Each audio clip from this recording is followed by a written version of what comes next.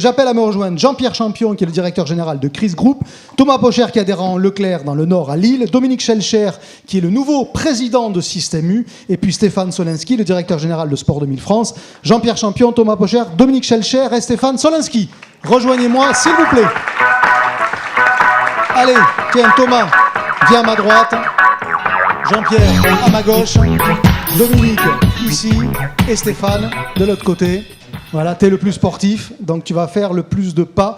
Alors à chacun, je vous poserai à peu près le même type de questions. C'est la vision que vous avez de cette échéance et de vos métiers respectifs à peu près à 2030. On n'est pas à quelques années près, bien évidemment.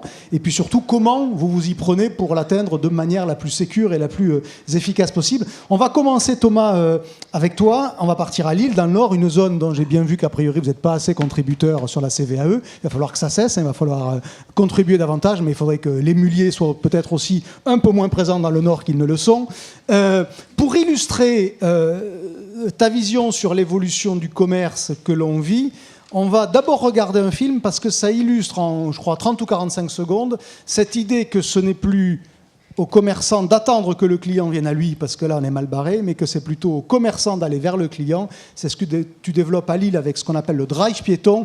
Pour ceux qui sont passés à côté de l'actu retail, session de rattrapage en 45 secondes. C'est parti.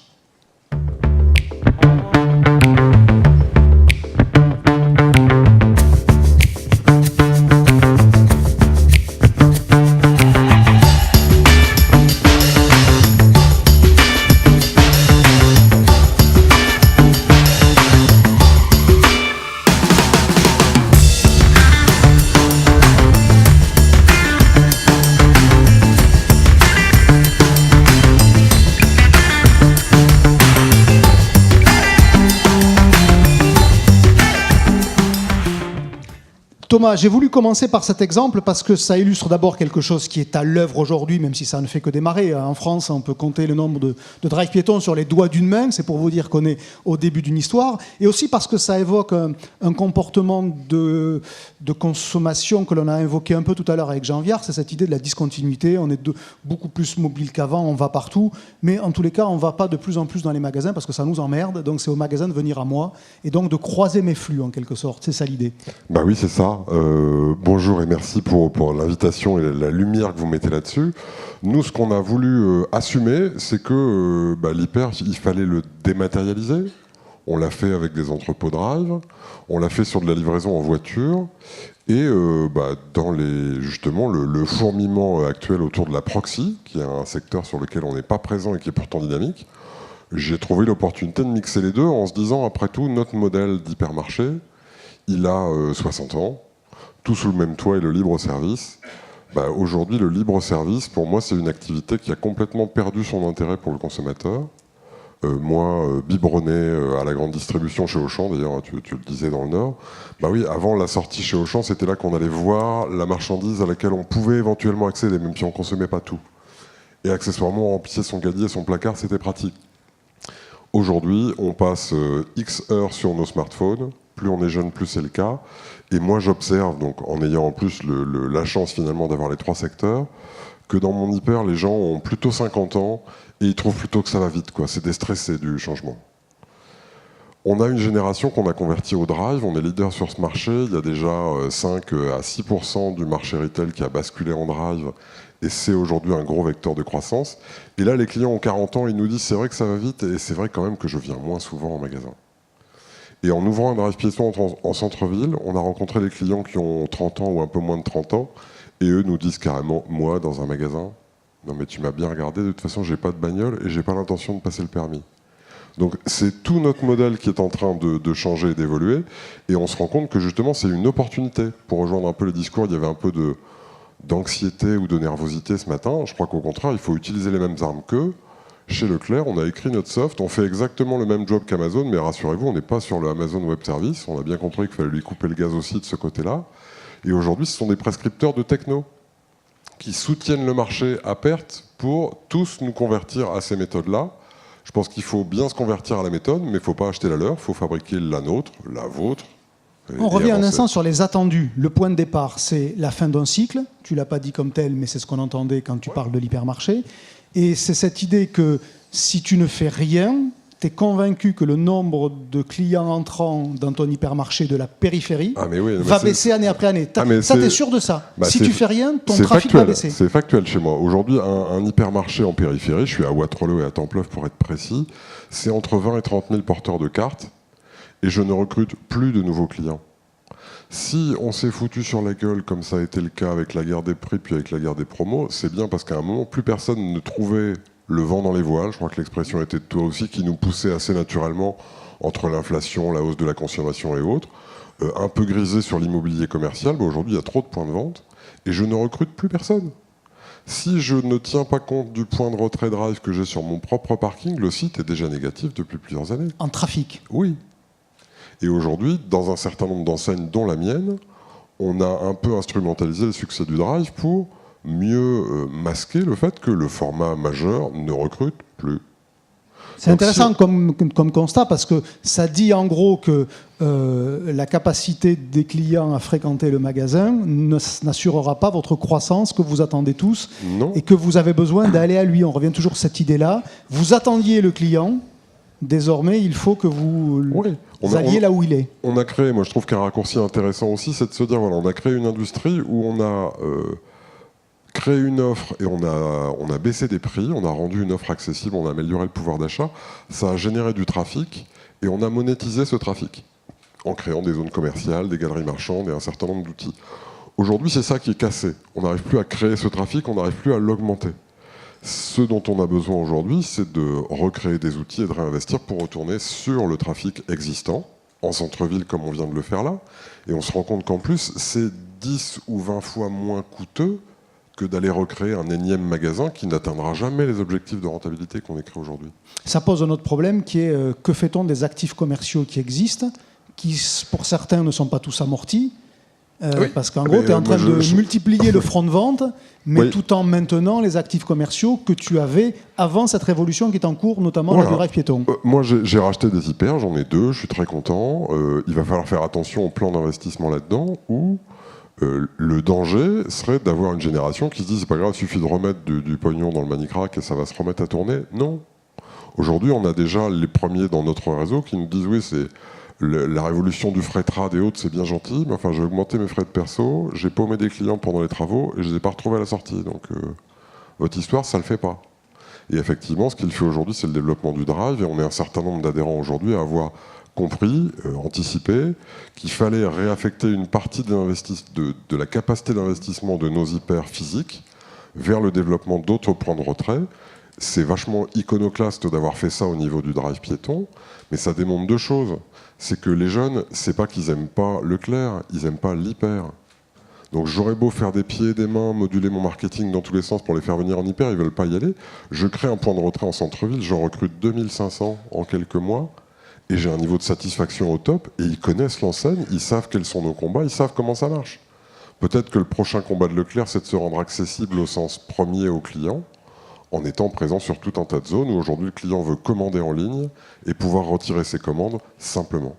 Donc après l'accessibilité par le prix, c'est l'accessibilité par la présence, qui pour le coup n'était pas le fort de Leclerc.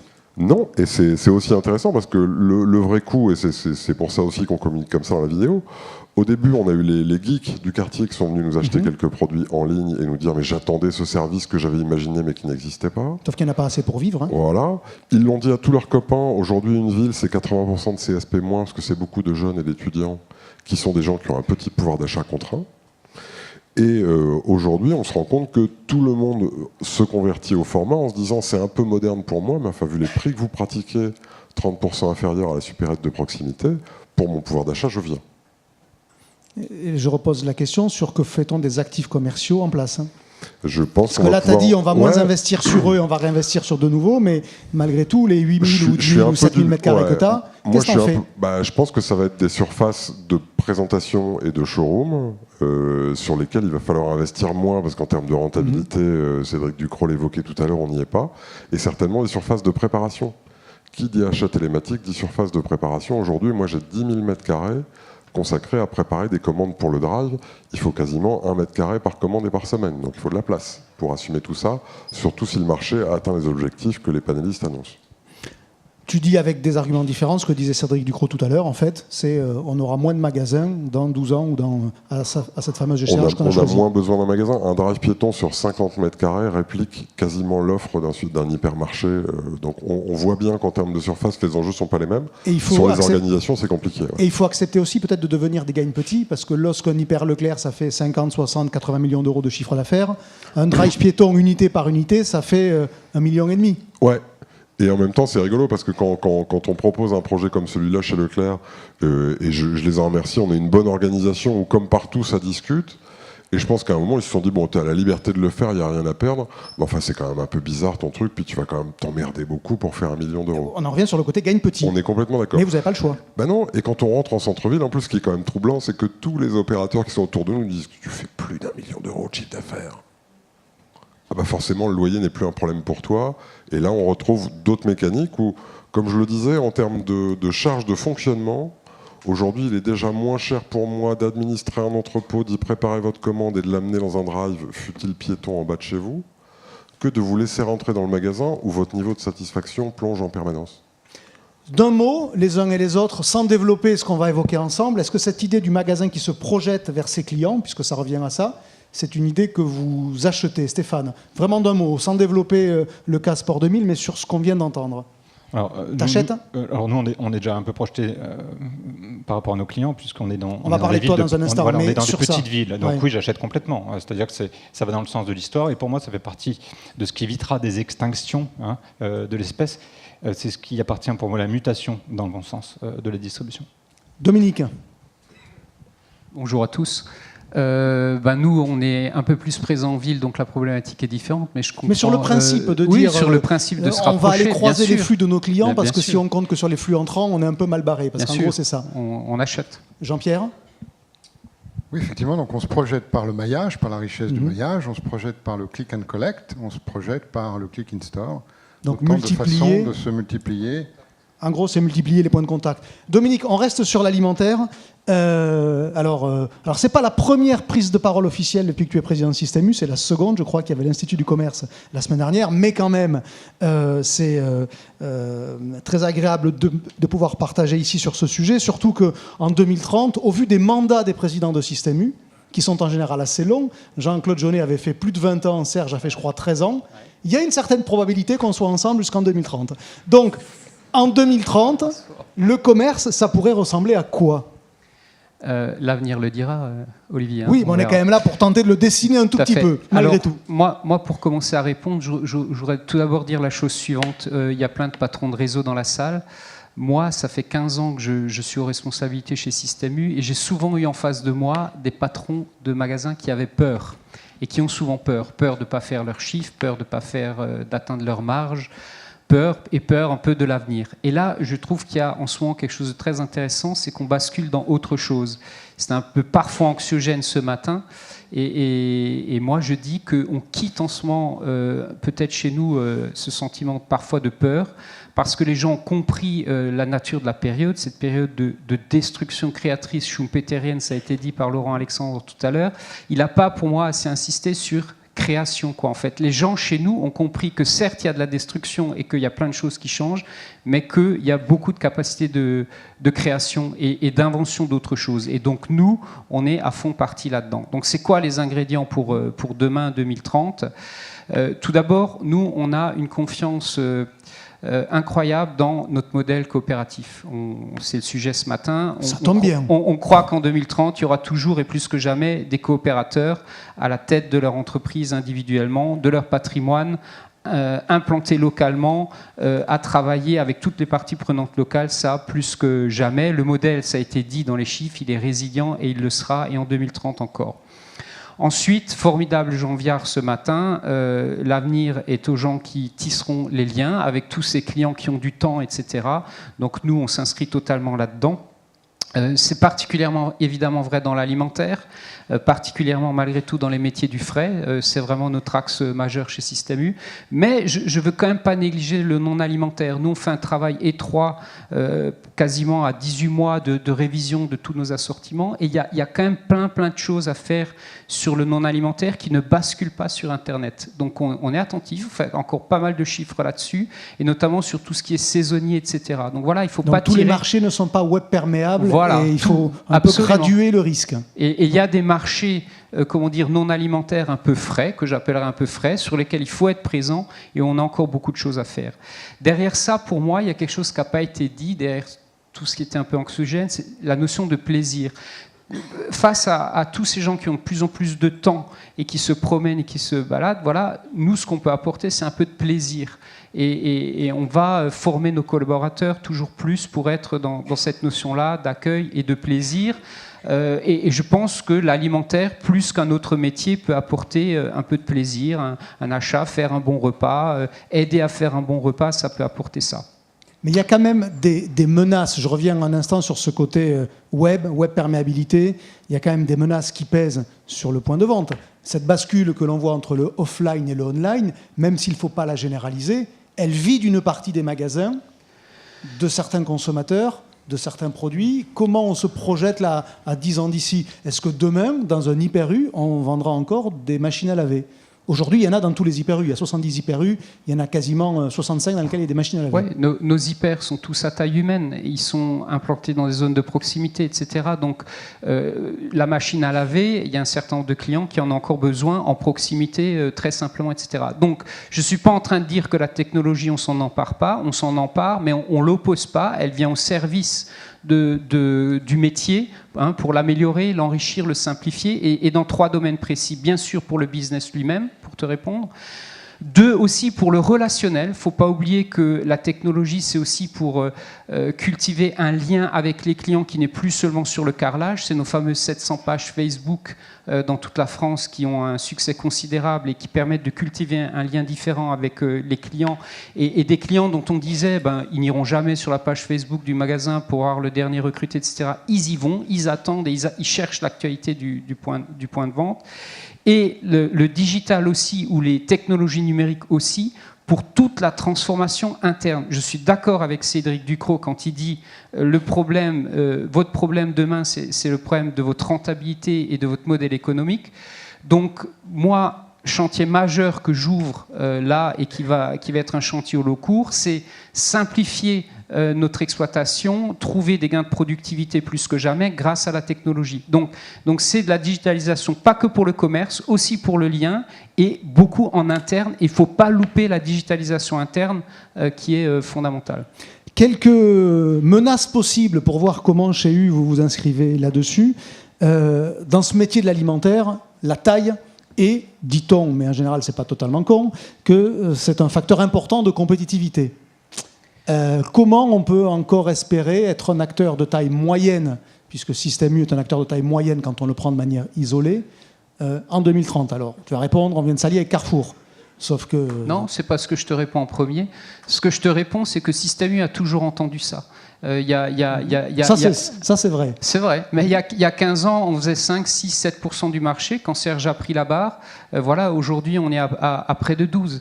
Près de 11, et l'objectif est à 12. Donc on continuera notre chemin, fort de notre organisation et de modèle, en nous alliant. Aujourd'hui, on démarre un beau partenariat qui a plein de sens avec Carrefour, là, qui est en train d'aboutir. Donc cet argument-là qu'on a toujours eu en face de nous, on s'y est pas arrêté. On a toujours retroussé nos manches dans cette période aussi, et on continuera notre développement tranquillement. Je vais me faire incendier par Alexandra. L'avenir des coopératives, c'est donc de s'allier avec des groupes intégrés. Si on ne la pose pas comme ça, on ne la posera jamais, cette question. Mais ça, c'est quelle lecture... Sachant que vous avez déjà fait avec Auchan le coup d'avant. Donc c'est qu'a priori, il y a une conviction qu'il faut passer outre. Sinon, vous ne le feriez pas. Mais absolument. Mais le sujet, c'est quoi? Le sujet, c'est de trouver les mots... Pour moi, le sujet majeur, c'est comment assurer la pérennité du groupement dans ce mode de fonctionnement actuel et en trouvant les bons moyens. Je vais chercher les moyens là où ils sont. Chacun va garder sa vie, chacun va garder sa vie commerciale et son positionnement, etc. Il n'est pas du tout question de faire quoi que ce soit sur les réseaux. On va simplement chercher la bonne puissance là où elle est pour faire la compétition avec les acteurs là où il faut. Et c'est absolument pas incompatible. Et demain, il y aura peut-être pour nous d'autres alliances sur d'autres sujets qui vont nous permettre d'accélérer autre chose. Moi, je suis très serein avec ça. Mon seul sujet, c'est assurer la pérennité dans notre mode d'organisation. Et pour ça, on va chercher les alliés là où ils sont et qui sont heureux de travailler avec nous, tout simplement. Est-ce qu'on peut s'assurer d'une place sur ce marché sans internationalisation digne de ce nom ? Oui, alors Système U n'est pas présent à l'international, c'est un choix. C'est un choix qui a coûté très cher à certains qui l'ont fait. Je pense qu'on n'aurait pas pu le faire. Par contre, aujourd'hui, on a des pistes toujours très présentes dans les dom-toms et on a un vrai chemin d'opportunité en Afrique aujourd'hui. Voilà. Alors, ce n'est pas une stratégie à proprement parler, je répète, c'est vraiment de l'opportunité. On développe de nombreux magasins. En fait, c'est du négoce. Absolument. On apporte notre savoir-faire, notre approvisionnement à des partenaires en Afrique francophone et on développe. C'est du business qui va monter en puissance et ça va, à terme, dans les 3-4 ans, représenter 1 milliard d'euros pour Système U. Donc voilà, c'est notre petite réponse à nous dans un continent qui est en fort développement et où ce qu'on propose résonne. Dernier sujet, on va marier le commerce et la société. Le sociétal, alors pour le coup, il faut rendre à Serge ce qui lui appartient, qui a positionné il y a déjà assez longtemps ce métier-là dans la société. Il avait des partis pris, il a écrit plusieurs bouquins là-dessus. Est-ce qu'aujourd'hui, il y a toujours ce besoin d'avoir une mission, d'avoir un positionnement sociétal pour faire du commerce?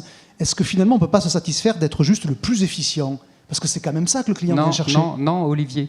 Les entreprises... Je force un peu le trait pour aller sur la question, sinon c'est pas drôle. Mais non. Mais les entreprises, d'ailleurs, quelles qu'elles soient, alimentaires ou pas alimentaires, qui ne sont pas positionnées sociétalement sur l'un ou l'autre sujet, il y aura un moment de la défiance vis-à-vis d'elles. Serge a vu avant d'autres peut-être qu'il y avait un point important sur le manger mieux et le manger plus sain. Ça fait 12 ans qu'on développe une marque distributeur qui a éliminé un certain nombre de substances. Voilà, on continuera à s'engager fortement là-dessus. Je rappelle plusieurs éléments. Le mot composition est un des mots les plus utilisés dans les recherches sur Google aujourd'hui. Les gens veulent savoir ce qu'il y a dans la composition des produits qu'ils mangent. Là, il va faire de la retape pour la nouvelle appli. Il y a quoi dedans? Non. Si, mais je l'ai fait alors. Pour moi. Tu l'as fait pour moi. Et un chiffre du début d'année qui est tout frais de 27% des gens, des consommateurs n'ont pas confiance ou pas du tout confiance dans la composition de l'aliment qu'ils ont dans leur assiette. C'est un chiffre qui a progressé de 12%, de 12 points en un an.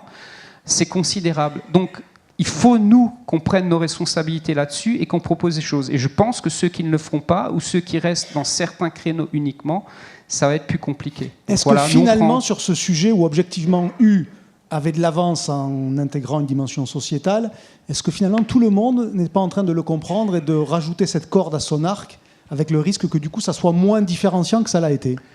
Ça le sera peut-être, encore faut-il le faire. Je veux dire, c'est pas tout de dire on va éliminer les substances de nos recettes, par exemple de produits MDD. C'est un travail considérable. On a mis 12 ans, plus de 10 ans pour aboutir. Je veux dire, une recette, tu la changes pas du jour au lendemain.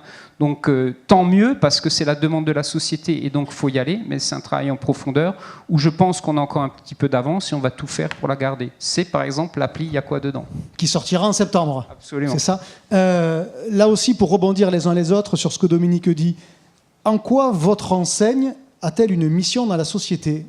Et par principe, une mission, ça se résume vraiment à une phrase, Stéphane.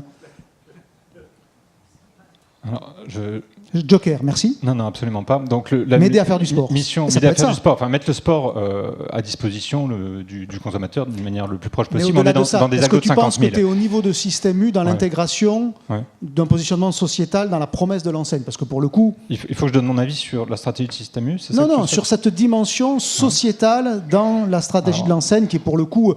pas nouvelle, donc on peut donner crédit à U de l'avoir bien intégré. Moi, je suis extrêmement favorable à ce genre d'approche, d'autant que je pense que le commerce coopératif est vraiment le mieux fondé pour l'avoir. Parce que c'est vrai que C'est des business qui sont en temps long, avec des objectifs qui appartiennent bien à ce système coopératif qu'on retrouve moins dans d'autres organisations juridiques, si vous voyez ce que je veux dire. Et donc, on peut se permettre d'avoir le luxe, effectivement, par le consommateur, d'une mission sociétale qui n'est pas juste une mission d'efficacité. Voilà, et de commerce immédiat. Donc, à 100%, oui. Thomas, est-ce que Leclerc a une mission autre que celle de vendre pas cher? De plus en plus, ouais. On a prévu d'être leader de la consommation durable. Nous, ce qu'on veut, c'est accompagner les clients, essayer de répondre le mieux possible à leurs attentes. Ben, j'entends bien, mais aujourd'hui, je trouve que concrètement, on a un petit peu de mal à l'embrayer autrement que par nos MDD ou par un certain nombre de choses. Et l'irruption de Yuka, d'Open Food Facts et de tout ça, bah oui, ça sème le trouble dans nos rayons, le Nutri-Score, enfin autant d'éléments sur lesquels je pense qu'on va devoir apporter des réponses et démontrer que cet engagement-là se traduit dans des décisions managériales courageuses qui permettent d'atteindre les objectifs. Jean-Pierre, pareil sur cette question de on ne peut pas vivre sans une mission sociétale aujourd'hui dans le territoire d'une enseigne, un peu comme l'a dit Dominique? Nous le considérons, en tout cas, nous, notre mission, c'est d'améliorer, de faciliter l'accès à la vision, que ce soit de pouvoir s'acheter une paire de lunettes ou d'accéder à l'ophtalmologiste. L'ophtalmologiste dont on peut faciliter l'accès grâce à des protocoles de télémédecine, on aura l'occasion peut-être d'en parler tout à l'heure. C'est aussi la traçabilité des produits, donc quand on est Origine France garantie, quand on est un commerçant fabricant et qu'on peut garantir la traçabilité des verres qu'on fabrique, je pense que c'est également une mission sociétale. Et enfin, quand on est industriel, il faut avoir une usine propre, et c'est une de nos priorités. Alors justement, garde le micro, si on se projette à 2030, l'enseigne est plus que jamais une marque, et elle se doit quasiment de tout intégrer pour la maîtrise de sa chaîne de valeur et de sa promesse au consommateur. En gros, c'est la vision qu'on entend à demi-mot, enfin sans mauvais jeu de mots, de ce que veut faire Chris. Oui, c'est vrai qu'on est loin des débats technologiques, mais finalement on les retrouve. La question c'est, quand on va dans un magasin Sport 2000 et qu'on achète une paire de Nike, est-ce que le client il est fidèle à Nike ou est-ce qu'il est fidèle à Sport 2000? Quand un client vient acheter une paire de Ray-Ban chez Chris, est-ce qu'il est fidèle à Chris? Est-ce qu'il est fidèle à Luxottica? Cette question, elle nous obsède. Évidemment, on n'a pas une réponse scientifique, mais on pense que le retailer, il peut apporter l'expérience client, il peut apporter la qualité du service, il peut apporter la qualité de la relation, il peut apporter la fréquence de contact, mais il y a également la valeur d'usage liée au produit. Et donc, on s'est lancé dans le développement des marques exclusives. Donc c'est une forme de verticalisation, c'est ça, de l'organisation. Déjà, en ayant nos propres marques de monture, même si nous ne les fabriquons pas, c'est une forme de reprise en main, si vous me permettez l'expression, de la relation avec le client, en ne se le laissant pas confisquer par des grandes marques qui veulent toucher directement le consommateur.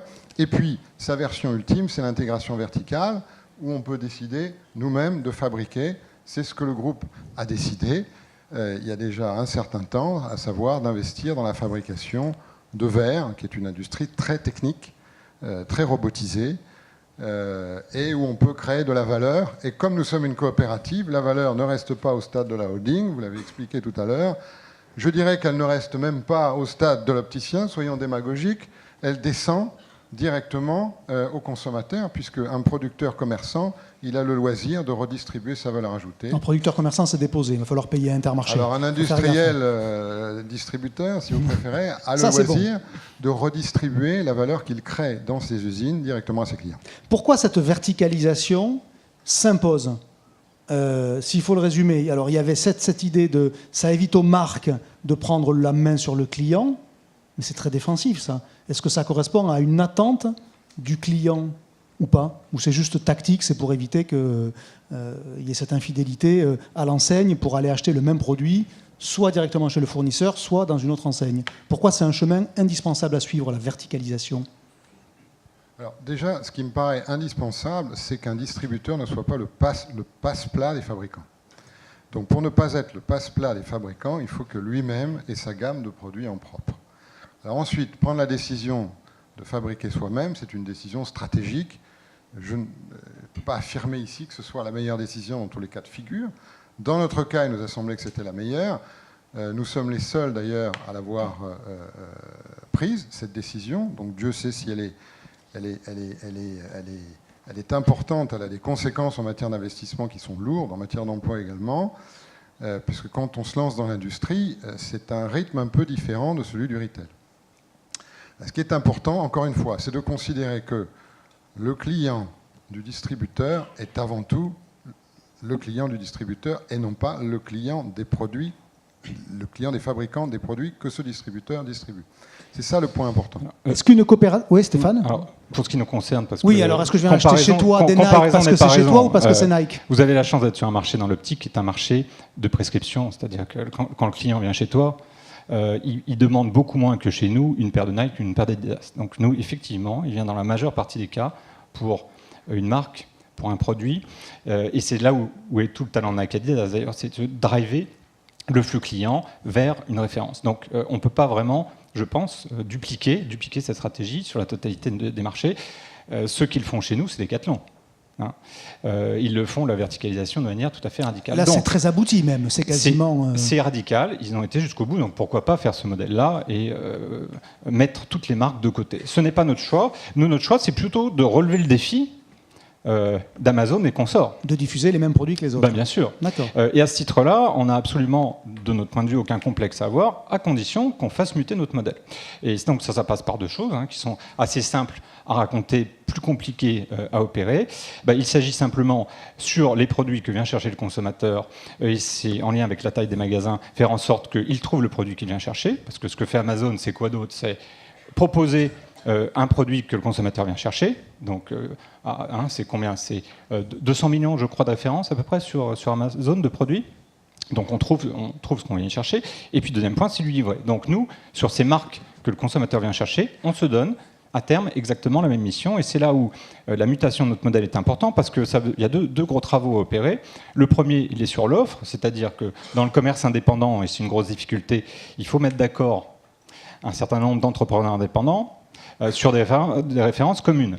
D'accord ? Ça, c'est le premier point. Et puis le deuxième, c'est mettre ensuite tous les outils de logistique derrière qui nous permet d'opérer un réassort sans surstocker les magasins.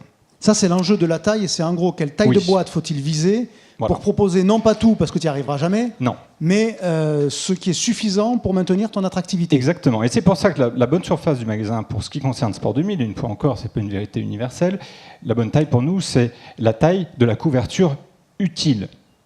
Sur les produits que le consommateur vient chercher. Alors attention, ça je parle des 20-80, mais ensuite il y a des produits qui sont liés à l'ancrage local du magasin, du style, si j'ai de l'équitation autour de mon magasin, je vais faire de l'équitation, ce qui ne sera pas le cas nationalement. Donc il faut que l'adhérent ait la capacité, en plus de ce tronc commun 20-80, de suivre le local, et puis aussi d'avoir des balles de tennis, même s'ils ne vendent pas de tennis. Et c'est là, et je terminerai par ce point-là, c'est là où il importe d'avoir ces trois couches, un sur le 20-80 où on relève le défi d'Amazon, une couche sur l'ancrage local, et puis la dernière couche sur un peu la long tail, c'est-à-dire ce qui fait que vous êtes perçu, parce que vous avez des boules de pétanque dans le magasin, comme étant un acteur du sport.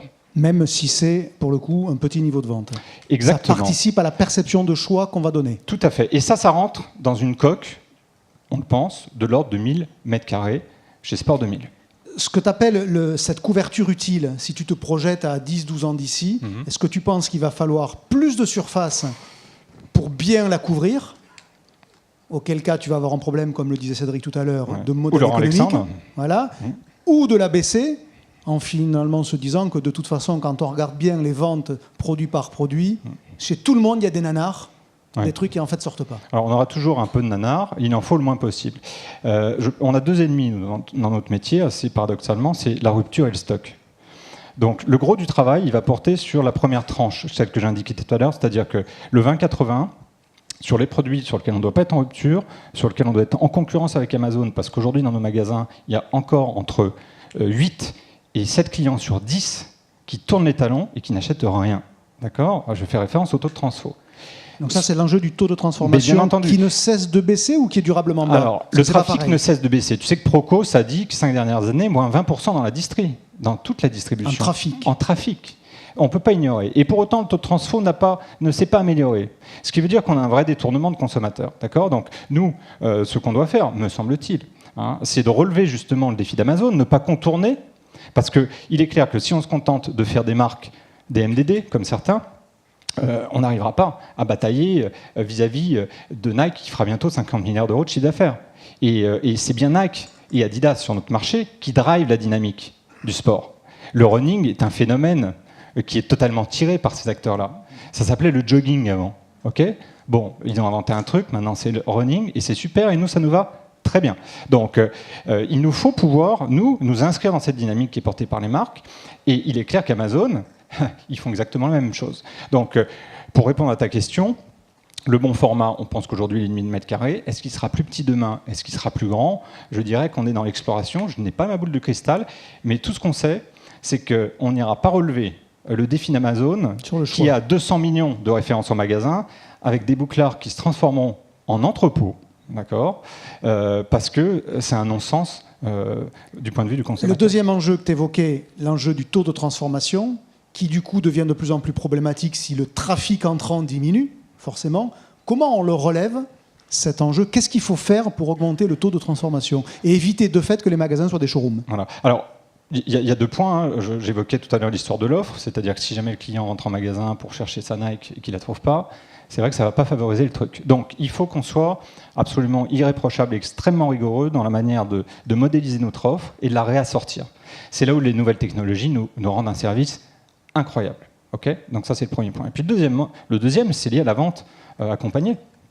Il est clair que le job du vendeur, il va falloir qu'on s'en occupe très sérieusement. Tout d'abord en le réhabilitant, en termes d'image, parce que c'est vrai qu'aujourd'hui encore, quand on dit vendeur, nous on a des difficultés à trouver des gens dans les magasins. Et ce job va devenir de plus en plus noble. Alors plus en plus noble parce que c'est ce que les gens vont venir chercher en priorité dans un magasin physique, d'accord, pour l'avenir, mais aussi parce que ce vendeur, il va être le détenteur de toute une série d'outils tout à fait nouveaux. Il va falloir qu'il s'adapte, et notamment les fameuses tablettes, le vendeur augmenté, enfin tous ces trucs qu'on entend, ces concepts qui sont déjà plus que largement en test dans nos distributions et qui permettent effectivement aux vendeurs d'aller vérifier si la Nike qui est en rupture dans le magasin, elle est présente dans le magasin d'à côté, je l'ai rassortie sous 24 heures. Et jusque-là, Amazon, même pas mal, ou même pas peur. Et le troisième point du vendeur, c'est que ça va devenir un véritable responsable d'unité commerciale. Jusqu'à présent, qu'est-ce qu'il faisait? Il rassortissait 2 fois par an pour les saisons, il faisait attention à ses rotations de rayons, et presque basta. Aujourd'hui, le vendeur, c'est quelqu'un qui est ouvert sur le monde entier parce que son concurrent, c'est Amazon. C'est pas juste le magasin de sport d'en face, et ça veut dire qu'il va falloir qu'il soit, et qu'il est ouvert sur la totalité du marché et sur la totalité des approvisionnements. Le vendeur demain, tel que tu le décris, va te coûter plus cher. Tu le sais. Alors, il va rapporter surtout beaucoup plus cher, beaucoup plus d'argent. Mais tu es d'accord qu'il va falloir commencer par probablement les payer davantage si tu veux en avoir. C'est un actif décisif du magasin physique. D'accord. Donc, tous ceux qui disent les magasins sans vendeur, donc moi, les showrooms, je trouve ça me fait marrer, les magasins showrooms, je trouve ça super. Alors, dans le Marais, ou parfois sur les Champs-Élysées, rue du Commerce. Et de manière éphémère, en plus. Exactement. Mais dans la réalité, c'est pas ça. Et tu as raison de dire qu'il va nous coûter plus cher, mais c'est un investissement qui est clé. Parce qu'en plus, je rajoute un dernier point qui me paraît important, c'est que ce vendeur, il va falloir qu'il aille s'approvisionner d'une manière un petit peu originale. Je veux dire quoi? Demain, peut-être qu'on ira s'approvisionner sur Amazon pour maximiser notre transfo. Ça fait partie des choses, pourquoi pas, qui peuvent être dans le champ des possibles. Ce qui m'importe, moi, c'est qu'il soit capté, ce client. J'ai pas bien compris. Tu mets une borne Amazon dans ton magasin pour que le client commande chez toi? Je veux dire qu'il n'y aura aucun tabou à l'hybridation des modèles, si l'objectif final est de capter le client durablement, c'est-à-dire de l'encarter pour la faire courte, et de lui faire goûter finalement l'intérêt d'un magasin physique. Si c'est à ce prix-là qu'il faut faire un effort, faire muter aussi notre modèle pour maximiser le taux de transfo, je pense qu'il faudra qu'on teste ce genre de choses. Est-ce que l'hybridation pourrait aller jusqu'à avoir l'offre Sport 2000 en marketplace sur Amazon? Alors, il faudrait demander aux gens d'Amazon s'ils sont prêts à faire ça. Mais là, c'est à toi. Est-ce que si te le propose, est-ce que tu le fais? Moi, je crois que l'exemple du jouet, vous les avez cités longuement, doit nous amener à réfléchir. Il me semble que Toys R Us, qui avait fait un LBO qui avait été compliqué, lui avait pu donner les moyens à l'époque de lancer une structure d'e-commerce vraiment qu'il l'avait délégué à Amazon. Hein, tu me dis si je fais une erreur. Bon, ça doit être riche d'enseignement pour tout le monde. Donc, attention avec qui on danse. Donc, l'hybridation, ça a des limites. L'hybridation, ça a ses limites. D'accord. La propriété du client et du consommateur, c'est la clé. Une idée sur laquelle je voudrais vous faire réagir tous les trois, puisque tu as donné ton avis, Stéphane. La fonction humaine demain dans le commerce va vous coûter plus cher. tu partages ou pas? Ça veut dire en gros que les frais de perso dans ton compte Dex, à cette échéance de 2030 par exemple, seront plus élevés qu'aujourd'hui ou pas? Bon, pour rester sur la thématique du drive, oui, il y a un peu plus de personnel que dans l'hyper, mais il y a un peu moins de frais de fonctionnement. C'est-à-dire finalement, je suis prêt à payer plus d'humains et moins de décors. Donc malgré tout, pour revenir à la question, la réponse elle est quand même plutôt oui. Oui. Dominique, est-ce que quand on regarde un compte Dex aujourd'hui et qu'on le projette à 12 ans d'ici, est-ce que la part des frais de perso sera plus élevée? Oui, incontestablement, elle progresse. On ne peut pas dire autre chose, puisqu'on forme mieux les gens. Un boucher coûte cher, un bon boulanger coûte cher. Donc, mais là, on oui. était même sur des fonctions, entre guillemets, moins techniques, sur lesquelles vous avez du mal à recruter, parce que ça fait rêver Oui, mais personne nous- d'être mais- vendeur chez... Alors, pas que Sport 2000, bien sûr, hein, chez tout le monde. Mais aujourd'hui, même aujourd'hui, pour un bon employé commercial qui reste durablement, etc., oui, c'est plus compliqué. Donc oui, ce sera plus élevé, d'où l'intérêt de aussi se reposer toutes les questions de comment fonctionne dans le magasin pour que les coûts baissent par ailleurs, parce que tout ne Jean-Pierre. pourra pas augmenter. Même question, et puis comme ça, on va pouvoir parler de ce qu'on appelle la marque employeur et du fait qu'il faut cultiver cette désirabilité que les employés ont à bosser pour une enseigne. En l'occurrence, chez Chris, vous faites des trucs depuis longtemps là-dessus. La question, c'est moins rapport entre masse salariale et chiffre d'affaires que quand je rajoute un vendeur, est-ce que son coût est supérieur ou inférieur à la marge brute qu'il dégage? Il vaudrait mieux que ça soit un peu... Et c'est pas grave si on va dans des rendements décroissants. Tant que chaque vendeur qu'on rajoute ramène du chiffre d'affaires en proportion une marge brute supérieure à ce qu'il coûte, c'est pas un sujet. Et donc, je pense qu'on va sortir de ce pilotage un peu comptable où on se disait, oh là là, il ne faut pas que la masse salariale soit supérieure à 29 ou à 30% du chiffre d'affaires. Deuxième sujet. La marque employeur. Et le besoin que l'on a de maintenir dans l'entreprise ceux qui y travaillent. Quand on regarde, par exemple, ce que Chris fait sur les réseaux sociaux, une bonne partie de toute votre communication tourne autour de ça. Ça ne peut pas être que le fruit du hasard. Non, bien sûr, mais on a, alors en tant qu'industriel commerçant, puisqu'on ne peut plus dire ce qui est déposé, on met beaucoup d'argent et beaucoup d'attention et beaucoup d'énergie dans l'animation de nos équipes. Alors on mesure leur satisfaction chaque année, il y a plusieurs indicateurs qui peuvent permettre d'aboutir au même résultat, qui est, en ce qui nous concerne, Great Place to Work. Et chaque année, on mesure la satisfaction de nos équipes et on a un classement par rapport à d'autres entreprises qui contribuent au même classement. Bon, donc évidemment, c'est la clé de la réussite. Le commerce, c'est des hommes. Pardonnez-moi de répéter des évidences, mais on a technologie, technologie, technologie, c'était le discours de ce matin. Emplacement, emplacement, emplacement, ça a toujours été celui d'avant. La trilogie. Les équipes, les équipes, les équipes. C'est vraiment le sujet dans le commerce.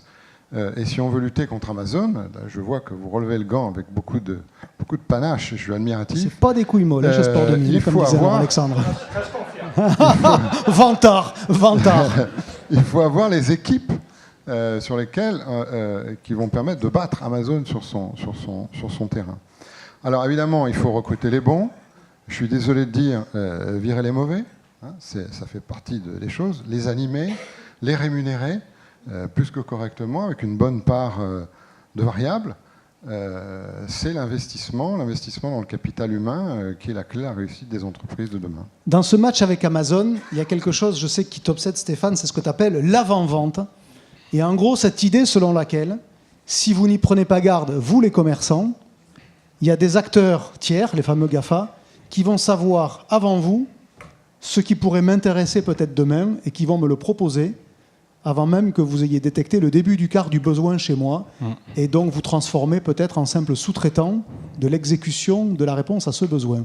Et ça te fait flipper. Alors, oui, surtout après avoir entendu Laurent ce matin, forcément. Et son eugénisme, sa société, bon, enfin, c'était super intéressant, mais c'est vrai que ça nous fait tous réfléchir. Alors, j'ai regardé quelques chiffres là, avant de venir sur les publications de petites marques comme Adidas sur les Twitter et Instagram. Il publie 6,5 millions d'images par mois. D'accord. La marque officiellement. Ouais. Ok. C'est pas pour vendre quoi que ce soit. Hein. C'est juste pour entretenir un lien permanent avec le client et un lien non commerçant. Pour mettre à l'esprit. Exactement. Donc, il est loin le temps de TF1 avec le JT et la pub avant à 19h50, ou même peut-être un peu le catalogue. Aujourd'hui, on est pris nous, les distributeurs, et je rejoins ton point de tout à l'heure, on ne veut pas être un simple passe-plat, mais pour ne pas être un simple passe-plat, on doit se poser la question suivante, c'est qu'on est pris en étau entre des marques qui, grâce aux nouvelles technologies, entretiennent un discours permanent avec nos consommateurs, d'accord, et puis Amazon, qui, comme vous le savez, aux États-Unis, vient de passer en tête des requêtes pour les achats. C'est-à-dire qu'aujourd'hui, le premier site consulté pour se renseigner sur un achat aux États-Unis, c'est plus Google, c'est Amazon, à 55%. Donc, si demain on supporte la situation que je viens de décrire et que nous on continue juste de communiquer à l'occasion de la rentrée des classes avec un catalogue, c'est-à-dire quand toi tu l'as décidé par rapport à tes temps forts historiques, on risque d'avoir un tout petit problème.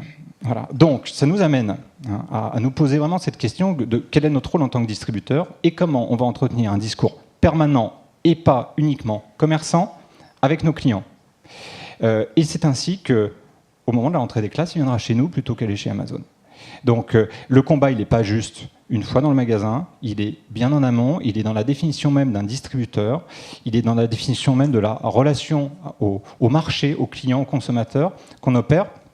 Et il est clair que des communications comme vous faites corporate, qui racontent autre chose que le forfait optique, participent à ça, de notre point de vue. Donc on a tous, je crois, à travailler sur ce genre de choses. Et surtout que la menace que représente cet enjeu, quand on se remet dans cette fameuse perspective 2030, va croître évidemment, parce qu'on est quasiment sur un rythme encore qui est exponentiel sur ces sujets-là. Tout à fait exponentiel. On a la chance, nous, de travailler comme d'autres d'entre vous avec des grandes marques internationales, et elles nous disent, elles, partout, que la nouvelle génération, là, celle qui arrive, en dessous de 1 contact par jour avec sa marque préférée, elle considère être sous-informée.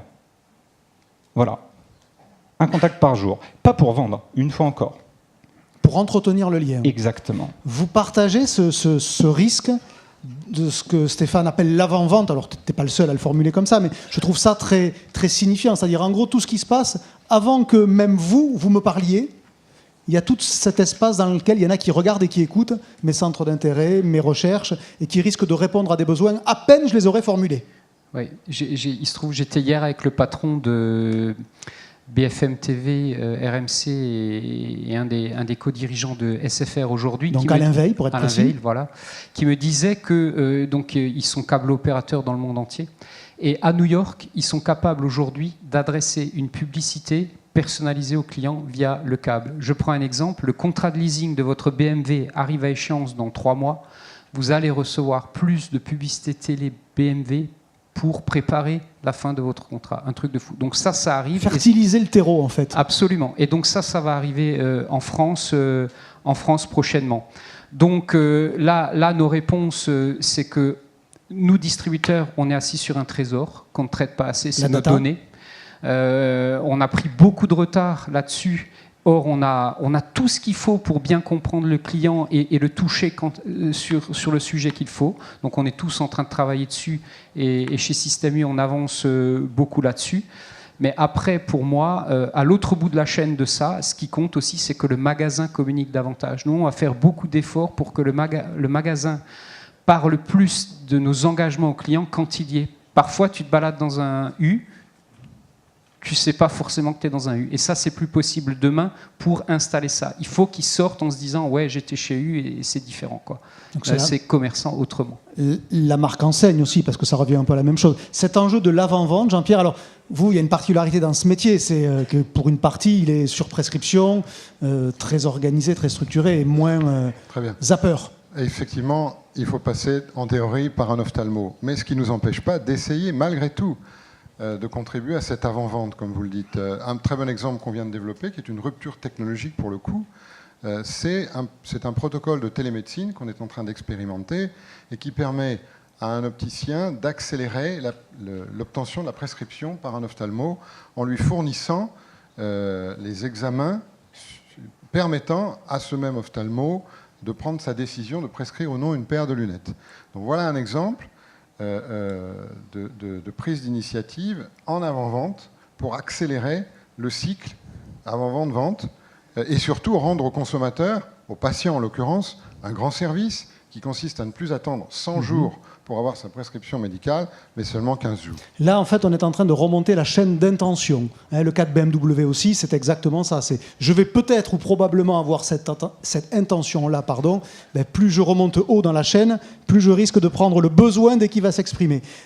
Toi, ça peut se matérialiser par le fait que tu as remarqué que dans ton drive piéton, je viens tous les 15 jours acheter un pot de Nutella. Ouais. Si au bout de 3 semaines, j'en ai pas racheté, il va falloir me sensibiliser. Alors ça peut être très intrusif, accessoirement. C'est même pire que ça. Oui, c'est-à-dire que moi, c'est la limite, je pense, de l'intelligence artificielle dont on parlait c'est ce l'intrusion. matin. C'est que voilà, non mais en plus, on va recevoir un message demain, on me disant attention, vous allez vous séparer de votre conjoint dans la semaine, parce que c'est prédit aussi par le moteur qui, non, au parce travers de qu'elle s'est votre inscrite à comportement... Tinder, c'est autre chose. Mais, ça reste de la data. Voilà, c'est ça.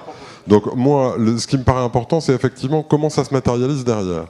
Aujourd'hui, on est tous en train d'arriver au bout du modèle d'Amazon qui est bien gentil, qui propose tout, qui sur le marché du frais, sur le marché de la bouffe, se casse un peu les dents sur le couple fréquence, volume, poids.